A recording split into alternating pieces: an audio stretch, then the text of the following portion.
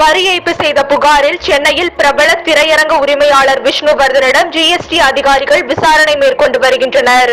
விஷ்ணுவர்தனை நுங்கம்பாக்கத்தில் உள்ள ஜிஎஸ்டி அலுவலகத்திற்கு அழைத்துச் சென்று விசாரணை மேற்கொள்ளப்பட்டு வருகிறது. விருதுநகர் மாவட்டம் வெப்பங்கோட்டை அகழாய்வில் சுடுமண் காளை உருவ பொம்மை கண்டெடுக்கப்பட்டது. சுடுமண்ணால் ஆன 15 திமிழுடைய காளை உருவ பொம்மைகள் கண்டெடுக்கப்பட்டுள்ளது. சென்னை கொரட்டூர் ரயில் நிலையம் அருகே தண்டவாளத்தில் நடந்து சென்ற இளைஞரை கத்தியால் வெட்டி பணம் பறித்துள்ளது மர்ம கும்பல்.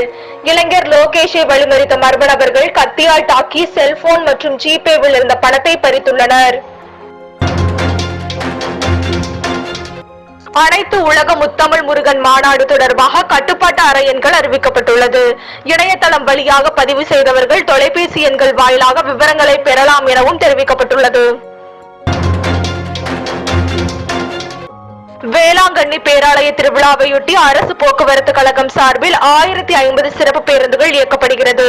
வரும் 27ஆம் தேதி முதல் செப்டம்பர் 10ஆம் தேதி வரை 1050 சிறப்பு பேருந்துகள் இயக்கப்படும் என போக்குவரத்து கழகம் அறிவித்துள்ளது. திருச்செந்தூர் சுப்பிரமணிய சுவாமி திருக்கோயிலில் ஆவணி திருவிழா கொடியேற்றம் கோலாகலமாக தொடங்கியது. இதில் ஏராளமான பக்தர்கள் பங்கேற்றனர். ஆவணி திருவிழாவின் முக்கிய நிகழ்வான தேரோட்டம் செப்டம்பர் 2ஆம் தேதி நடைபெற உள்ளது. MBBS, BDS படிப்புகளுக்கான அகில இந்திய கலந்தாய்வு முதல் சுற்று முடிவு இன்று வெளியிடப்படுகிறது. ஒன்றிய அமைச்சர் ராஜ்நாத் சிங் பயணத்தில் இந்தியா அமெரிக்கா இடையே 2 பாதுகாப்பு ஒப்பந்தம் கையெழுத்தாக உள்ளது. தகுதியற்ற பணியாளர்களை கொண்டு விமானங்களை இயக்கியதாக ஏர் இந்தியா நிறுவனத்திற்கு ரூபாய் 90 லட்சம் அபராதம் விதித்து விமான போக்குவரத்து கழகம் நடவடிக்கை மேற்கொண்டுள்ளது. நிறுவனத்தின் ஒழுங்குமுறை விதிகளில் குறைபாடு, விதிமீறல் இருப்பது தெரியவந்ததை அடுத்து நடவடிக்கை மேற்கொள்ளப்பட்டுள்ளது.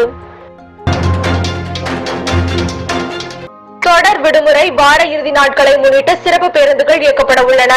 கிளாம்பாக்கம் பேருந்து நிலையத்திலிருந்து இன்று 485 சிறப்பு பேருந்துகள் இயக்கப்படுகிறது.